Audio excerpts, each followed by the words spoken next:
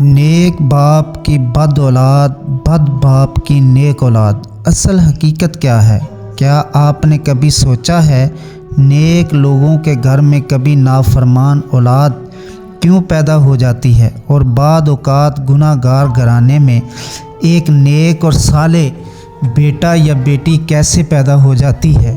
کچھ لوگ ایک روایت بیان کرتے ہیں کہ اللہ تعالیٰ نے حضرت آدم علیہ السلام کی مٹی کو تقسیم کیا اور پھر اسے ملا دیا، لیکن یاد رکھیں اس انداز کی تفصیل مستند احادیث سے ثابت نہیں۔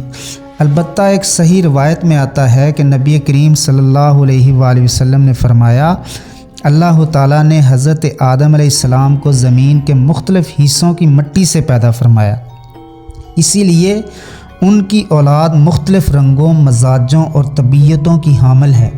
یہ روایت صحابی رسول حضرت سلمان فارسی سے مروی ہے اور اسے امام ترمذی نے اپنی کتاب جامع ترمذی میں نقل کیا ہے۔ لیکن سوال یہ ہے کہ نیکی اور بدی کا تعلق کس سے ہے؟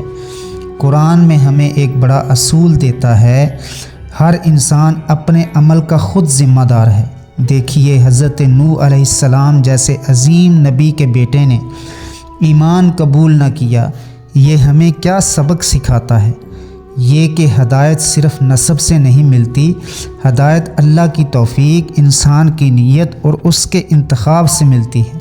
لہٰذا اگر آپ کی اولاد اس وقت آپ کی توقع کے مطابق نہیں تو مایوس نہ ہوں، اور اگر آپ کا ماضی کامل نہیں تھا تو یہ نہ سمجھیں کہ آپ کی نسل بھی ویسی ہی ہوگی۔ دعا، تربیت، ماحول اور مسلسل کوشش، یہی اصل راستہ ہے۔ اللہ تعالی ہمیں اور ہماری اولاد کو نیک اور صالح بنائے، آمین۔